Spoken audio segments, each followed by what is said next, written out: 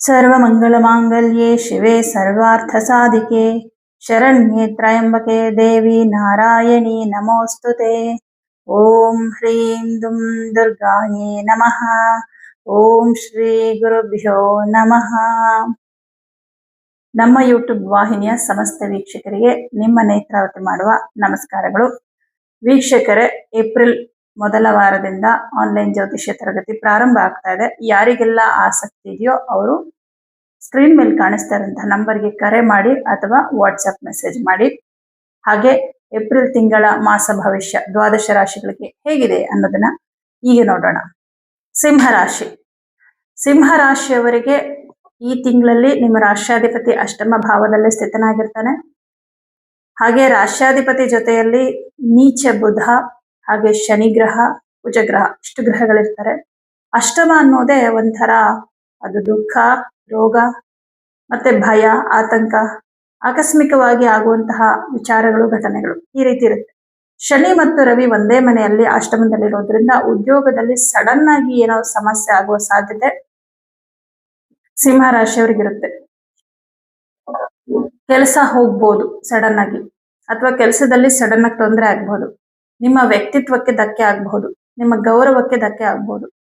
ಯಾಕೆ ಇಷ್ಟೆಲ್ಲ ಸಮಸ್ಯೆ ಅಂದ್ರೆ, ಮೊದಲನೇದಾಗಿ ನಿಮ್ಮ ರಾಷ್ಟ್ರಾಧಿಪತಿ ಅಷ್ಟಮದಲ್ಲಿರೋದು, ಅವನ ಜೊತೆ ಶತ್ರು ಸ್ಥಿತನಾಗಿರೋದೇ ಇದಕ್ಕೆ ಮೇನ್ ಕಾರಣ. ಇದು 14ನೇ ತಾರೀಕುವರೆಗೂ ಇರುತ್ತೆ. ಅಂದ್ರೆ ಅಲ್ಲಿವರೆಗೂ ನೀವು ಎಚ್ಚರಿಕೆಯಿಂದ ಇರಬೇಕು. ಅದಾದ್ಮೇಲೆ 15ನೇ ತಾರೀಕಿಗೆ ಸೂರ್ಯನು ಮೇಷರಾಶಿಗೆ ಬಂದ್ಬಿಡ್ತಾನೆ. ಮೇಷರಾಶಿಗೆ ಸೂರ್ಯನು ಬಂದ ಮೇಲೆ ಅದು ಅವನ ಉಚ್ಚ ಕ್ಷೇತ್ರ ಆಗಿರುತ್ತೆ. ನೀವ್ ಏನು ಕಳ್ಕೊಳ್ತೀರಾ ಅಂದ್ರೆ, ಈಗ ನಿಮ್ಗೆಲ್ಲೋ ಅವಮಾನ ಆಗಿತ್ತು ಈ 14ನೇ ತಾರೀಕು ಒಳಗಡೆ, ಬೇಸರ ಆಗಿತ್ತು, ನಿಮ್ಗೆ ತುಂಬಾ ದುಃಖ ಕೊಟ್ಟಿದ್ರು, ಅದಕ್ಕೆಲ್ಲ ಒಂದು ಆ ವಿಚಾರವಾಗಿ ಎಲ್ಲ ಮತ್ತೆ ನಿಮ್ಗೆ ಒಳ್ಳೇದಾಗುವಂಥದ್ದು 15ನೇ ತಾರೀಕು ಮೇಲೆ.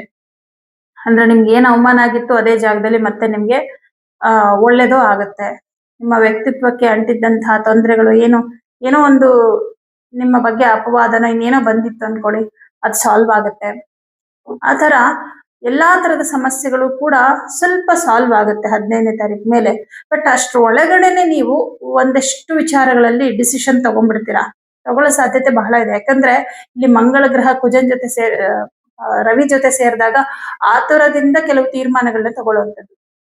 ಕೆಲಸದಲ್ಲಿ ಏನೋ ಪ್ರಾಬ್ಲಮ್ ಆಗ್ತಿದೆ ಅಂದ ತಕ್ಷಣ ಕೆಲಸ ಬಿಟ್ಬಿಡುದು, ಕೋಪದಿಂದ ಮತ್ತು ನಿಮ್ಮ ಅತಿಯಾದ ಸ್ವಾಭಿಮಾನದಿಂದ. ಸ್ವಾಭಿಮಾನ ಇರಬೇಕು, ಬಟ್ ಸ್ವಲ್ಪ ದಿನ ವೇಟ್ ಮಾಡ್ಬೇಕಾಗತ್ತೆ. ಯಾಕಂದ್ರೆ ಅಷ್ಟಮ ಶನಿ ನಡೀತಾ ಇದೆಯಲ್ಲ, ಅಷ್ಟಮ ಶನಿ ಸ್ವಾಭಿಮಾನಕ್ಕೆ ಪೆಟ್ಟು ಕೊಡ್ತಾನೆ, ಕುಟುಂಬಕ್ಕೆ ಪೆಟ್ಟು ಕೊಡ್ತಾನೆ, ಹಣಕಾಸಿನ ವಿಷಯದಲ್ಲೂ ಕೂಡ ದುಃಖವನ್ನ ಕೊಡ್ತಾನೆ.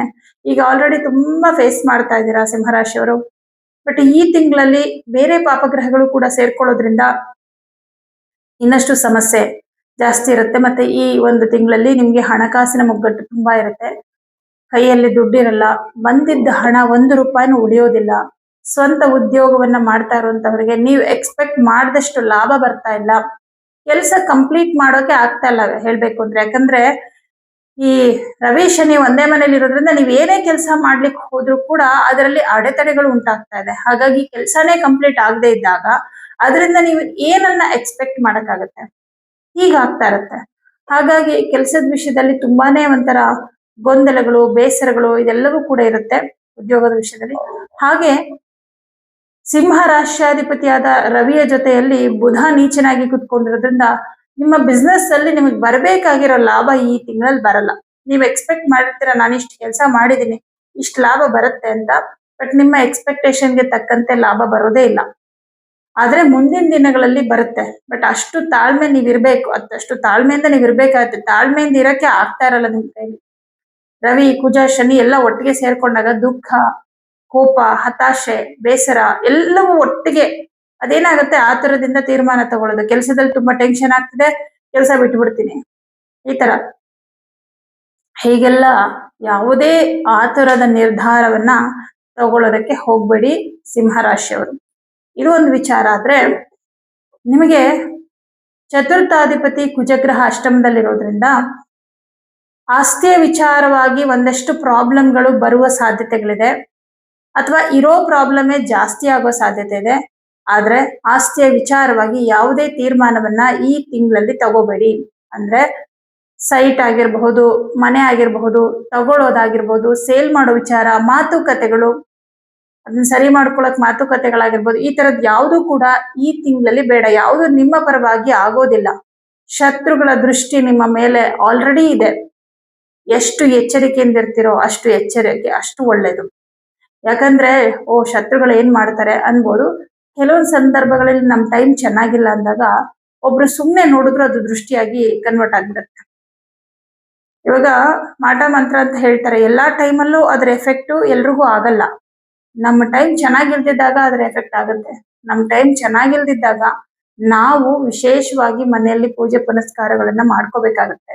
ವ್ರತಗಳನ್ನ, ಅನುಷ್ಠಾನಗಳನ್ನ, ಮತ್ತೆ ದೇವಸ್ಥಾನ ಏನು ಮಾಡಕ್ಕಾಗ್ದಿದ್ರು ಹೋಗಿ ದೇವಸ್ಥಾನದಲ್ಲಿ ಅಲ್ಲಿ ಪರಮಾತ್ಮನ ಪ್ರೊಟೆಕ್ಷನ್ ಇರುತ್ತೆ.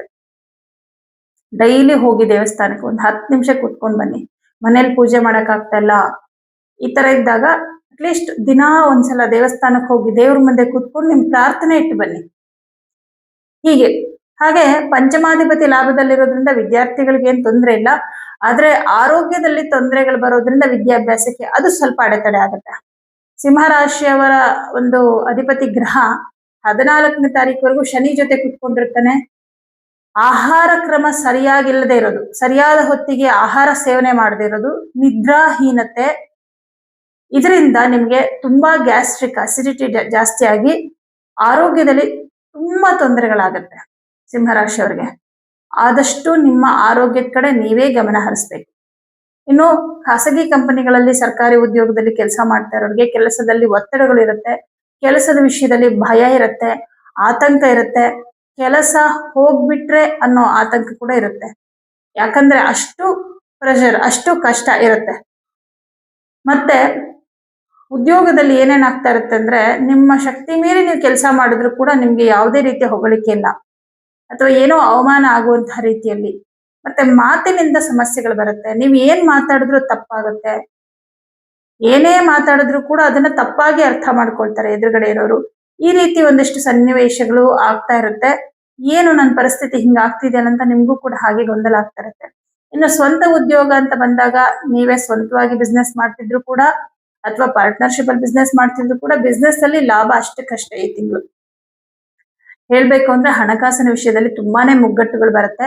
ಧನ ಮತ್ತು ಲಾಭಾಧಿಪತಿಯಾದ ಬುಧನೇ ನೀಚ ಸ್ಥಾನದಲ್ಲಿ ಕುತ್ಕೊಂಡಿರೋದ್ರಿಂದ ಹಣಕಾಸಿನ ವಿಷಯದಲ್ಲಿ ಯಾವುದೇ ಒಂದು ಅನುಕೂಲಗಳಾಗೋದಿಲ್ಲ. ಆದಷ್ಟು ಇರುವ ಹಣದಲ್ಲೇ ಒಂದು ಉಳಿತಾಯ ಮಾಡ್ಕೊಳ್ಳೋದ್ರ ಕಡೆ ಗಮನ ಕೊಡಿ ಆದಷ್ಟು.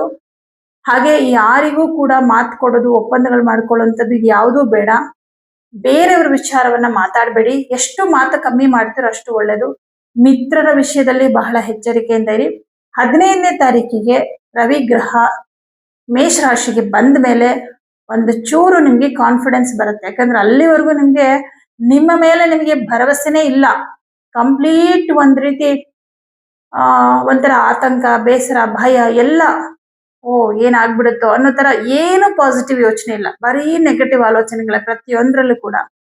ಯಾಕಂದ್ರೆ ಕೆಲಸದಲ್ಲಿ, ಮನೆಯಲ್ಲಿ ಎಲ್ಲಾ ಕಡೆನೂ ಸಮಸ್ಯೆ ಆಗ್ತಿರತ್ತೆ. ಕುಟುಂಬದಲ್ಲೂ ದುಃಖ, ಬೇಸರ, ಇದೆಲ್ಲದ್ರಿಂದ ಮುಗೀತು ನನ್ನ ಲೈಫ್ ಅನ್ನೋ ತರದಲ್ಲೇ ನಿಮ್ಗೆ ಭಯ ಆಗ್ತಾ ಇರುತ್ತೆ. ಒಂದ್ ಕಡೆ ಆರೋಗ್ಯದಲ್ಲೂ ಸಮಸ್ಯೆ ಆಗ್ತಾ ಇರುತ್ತೆ. ಆದ್ರೆ ಮೇಷರಾಶಿಗೆ 15ನೇ ತಾರೀಕು ರವಿ ಬಂದ ಮೇಲೆ ನಿಮ್ಮಲ್ಲಿ ಒಂದು ಹೊಸ ಚೈತನ್ಯವನ್ನ ನೀಡ್ತಾನೆ. ಉಚ್ಚ ಕ್ಷೇತ್ರಕ್ಕೆ ರವಿ ಬಂದಾಗ ನಿಮ್ಮಲ್ಲೊಂದು ಬದಲಾವಣೆ ಆಗತ್ತೆ. ಇಲ್ಲ, ನನ್ನಿಂದ ಎಲ್ಲವೂ ಸಾಧ್ಯ ನೋಡಿ, ಅದೇ ಆತ್ಮವಿಶ್ವಾಸ. ಅದೊಂದಿದ್ರೆ ಸಾಕು. ಯಾವ ಗ್ರಹಗಳು ನಿಮ್ಗೆ ಏನ್ ಅಶುಭ ಬಲ ಕೊಟ್ರು ನೀವು ಮತ್ತೆ ಮತ್ತೆ ಮತ್ತೆ ಮತ್ತೆ ಪ್ರಯತ್ನ ಮಾಡ್ತಾ ಇರ್ತೀರಾ. ಒಂದಿನ ಪ್ರಯತ್ನಕ್ಕೆ ಫಲ ಕೊಟ್ಟೆ ಕೊಡ್ತಾನೆ ಪರಮಾತ್ಮ. ಏನೋ ಒಂದು ಒಳ್ಳೆ ಡಿಸಿಷನ್ ತಗೋತೀರಾ 15ನೇ ತಾರೀಕು ಮೇಲೆ. ನಿಮ್ಮಲ್ಲಿ ಚೇತನಾಶಕ್ತಿ ಜಾಸ್ತಿ ಆಗತ್ತೆ. ಬೇಸರ, ದುಃಖ, ಕೋಪ ಇದೆಲ್ಲವೂ ಕಡಿಮೆ ಆಗತ್ತೆ. ಕೆಲಸದ ಕಡೆ ತುಂಬಾ ಹಾನೆಸ್ಟ್ ಆಗಿ ಪ್ರಯತ್ನ ಮಾಡ್ತೀರಾ. ನಿಮ್ಮ ಜವಾಬ್ದಾರಿ ಏನು, ನಾನು ಏನ್ ಮಾಡ್ಬೇಕು ಅನ್ನೋದ್ರ ಅರಿವು ನಿಮ್ಗೆ ಬರುತ್ತೆ.